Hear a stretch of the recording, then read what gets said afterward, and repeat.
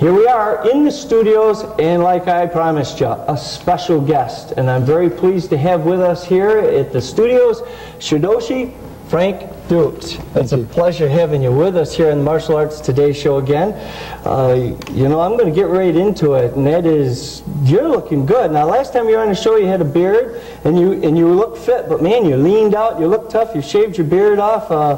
You know, how are your workouts? How are things going? My workouts have been quite regular lately. Not as regular as I'd like them to be. When I was training, of course, for championship, it was a 12-hour, 18-hour state of mind. Yeah. And unfortunately, you know, as you get older and you have more responsibilities like family. Yeah. In school, your school, how's your school going? It is doing excellent. In fact, I'm very lucky because I'm one of the few, I guess, martial artists that attracts people from all over the world. Yeah. And so I get, not only do these people come to train, they always bring something with them, so I'm always able to learn from whoever it is I am teaching as well, which is really, I find a real benefit. All right, now although you have, you know, a very firm, solid background in ninja, and we know that the ninja styles have been really abused and you know, and overused, but you are a truly qualified ninja stylist, but your school style is Duke. Yeah. Right. Well, what I teach is my own style. I mean, my instructor comes, I guess you would say, from a ninja background, but see, ninja is really a 16th century word describing an art form that took place then. But the actual ancestors of that 16th century style still were developing it. They later became known as Rappa, Supa, and in the 1900s, Kampai Tai. Okay. All right. Now, I'm going to interrupt because for a lot of you folks, you don't understand some of that heritage and that language, but you may be able to someday because you have, your manuscript is done. I've been very privileged to have the opportunity to read it. It's a beautiful manuscript, and hopefully it'll get to be published, and you're looking towards publication of that book now, aren't you? Yes, I am.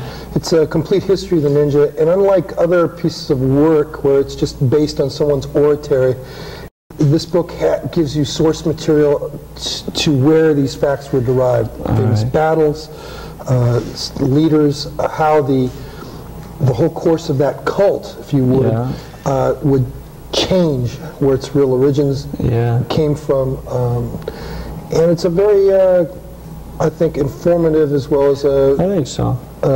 Is an interesting book to read. Yeah, I think, you know, and for some people that realize, I taught history for many years in the public education system before I went into administration, and history can be boring only because, you know, there's so many facts and figures, but your book is laid out, the manuscript that I've seen is laid out so that it's interesting, it's informative, and yet it's filled with pieces of information that are very fact-oriented, so it's really got a nice flow to it. I think it's well done. Well, I'm very proud of it.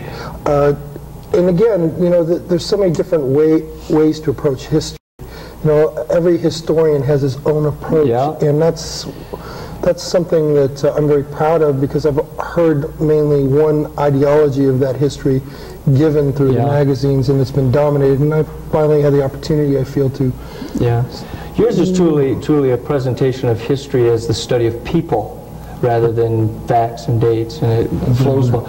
Now, you have a creative skill about you. You have, what's the proper term for a script for a movie? Screenplay. Screenplay. Yeah. Screenplay. One or two? I've written 2 screenplays. Both have been optioned.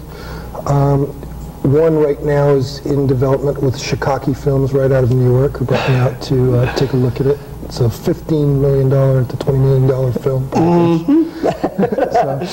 And the other one is a script I wrote called Acapulco Gold. But I don't want to jump the gun on these projects because, like Hollywood, like any machinery, even though that something may be in development, doesn't necessarily mean it's going to make it to the screen. Yeah. So I'm reserving... I think you're positive key flow, I think.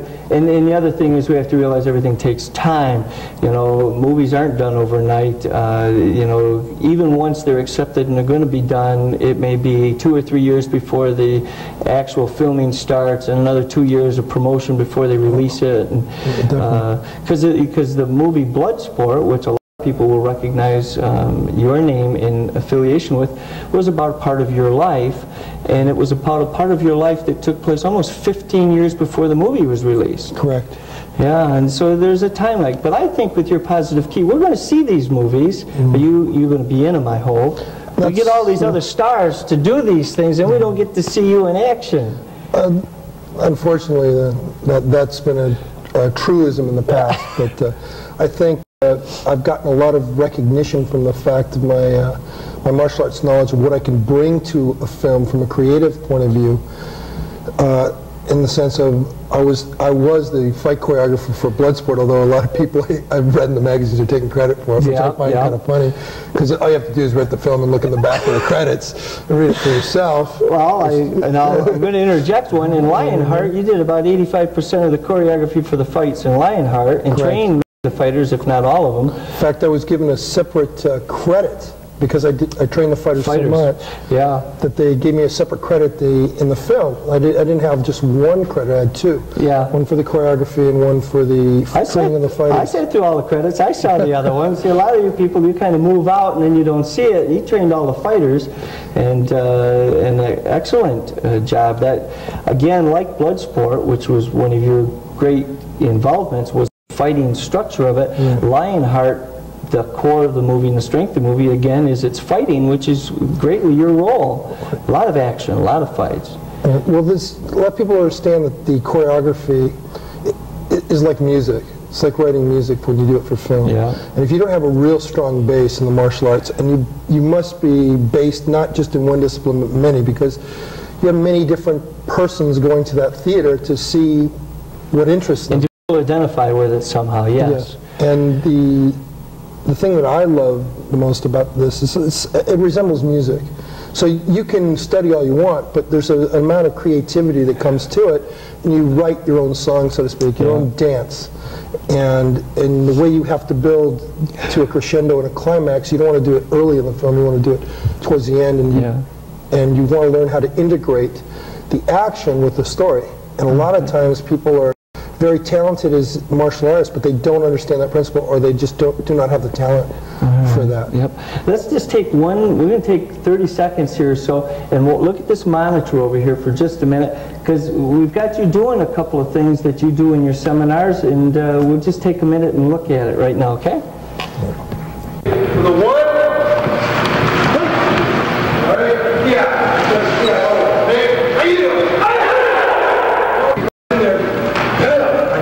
even though I stepped to the wrong way, where am I? Triangulate. I've blocked it because I've used what? Same with, now I turn over, okay, it's an elbow. You get the idea? I'm also set up for a nice kick, or not. Okay, good point. What do you do? First of all, you triangulate here. This is the right position where he's at. Here, down here. Understand? That answer, yeah. Man, really interesting. You have a way, you get involved, and it shows that you like what you're doing. It shows that you like sharing it with people. I think one of the greatest aspects in the martial arts is the desire to pass it on. You demonstrate that. Is that one of your favorite parts? Or do you like kata's form sparring more? Where's your desire?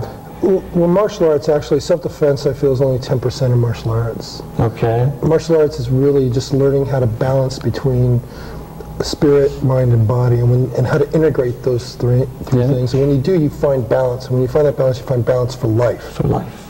Yeah. And that's what it's really all about. And to many people who wear the black belt, what they don't understand, or the novice, a layman doesn't understand, is the black belt only means you've gotten to a basic level of understanding. It doesn't mean you're an expert yet. It's like getting your high school diploma and saying, okay, I'm going to hire this guy to run an atomic generator. It doesn't quite translate. And for me, when you find that balance, and you can teach others to find that balance, you not only enrich your small corner of the world, but they enrich others, and you can change your world. I mean, 90% of our crimes today are somehow drug related. And if you examine drug abuse, you'll find that the majority of people do drugs do it based on a low level of self-esteem, and they're people who are just out of balance. And when you teach them to find that balance point, what happens is that all that becomes secondary, and they can go on with their life. And that's what it's really about. So it really does change its philosophy. One of the things I'm very proud of right now is I'm working with a gentleman named Rob Patterson, who owns a company called Infinite Image. It's a professional media communications company. He's one of the founders of LEAP. I'm not sure if you're familiar with that program that he worked with, LEAP, where it took disadvantaged and drug abusers, substance abusers, and turned them around with an alarming success rate. And we are now in the process of putting together a program that I hope to integrate in all the inner cities throughout the United States, if not the world, that will benefit people. That's what it's about for me. That's good. Well, and I know we're running short of time because I've got people in the studio. We've got quite a few people in the studio that knew you were coming. And all I can do really right now is thank you and hope that we're going to get a chance to chat again and get a chance to talk. It's always a pleasure, and for you to take time out of your schedule and all the demands that you place upon yourself freely. It's really a pleasure. I thank you for coming here to the Martial Arts Today Show. Thank you, Clifford. It's my pleasure to be here. Terrific. There we have it. Shidoshi Frank Dukes, called by many Mr. Frank Dukes, Master Frank Dukes, a fine gentleman by any name, and a very sincerely on my part a pleasure to have him spend some time with us. Right now we're going to go to a short break, and then we're going to be back with more on Martial Arts Today. The Martial Arts Today show aired on NBC for 12 years, reaching over 3 million homes in the United States and Canada. Its host, Grandmaster Clifford C. Crandall, Jr., traveled to 22 countries covering diverse martial arts styles and events. Grandmaster Crandall is the founder of the American Martial Arts Institute and American Eagle Style. He has made numerous contributions to the field of martial arts, producing instructional videos, books, including the American Eagle Style textbook and the American Eagle Style self-defense DVD. These resources share the American Eagle Style with the world and help its instructors teach its students. In addition to traveling around the world as host of the Martial Arts Today show, Grandmaster Crandall has led several martial arts teams on international cultural exchange tours. In 1994, he coached and led the first American martial arts team to perform by government invitation for the People's Republic of China. The team carried letters from President Clinton, Vice President Gore, and numerous senators and congressmen. The presidential letter was read before each performance. A 30-minute documentary was produced to chronicle the trip and its historic significance. He led similar trips to Russia, Japan, Australia, Italy, and the Caribbean. Grandmaster Crandall has appeared in many martial arts magazines promoting safety and awareness for people of all ages and abilities. He has promoted child safety internationally, is the Central New York spokesperson for McDonald's Corporation, and set a Guinness Book World Record for breaking boards while skydiving as a publicity effort for the need for child safety education. Grandmaster Crandall is also the headmaster of Takenouchi Hanganru Matsuno Crandall, a 300-year-old Iaido style. Grandmaster Crandall's certified position and title were bestowed to him by his late instructor, Headmaster Tsuneyoshi Matsuno, during a traditional ceremony in Japan in June of 2002. Grandmaster Crandall has documented these styles in both textbook and DVD format. Prior to becoming a full-time professional martial artist, Grandmaster Crandall was a superintendent of schools, a high school principal, an elementary school principal, and a classroom teacher in the state of New York. To learn more about Grandmaster Crandall and the American Martial Arts Institute, visit www.amai-eaglestyle.com.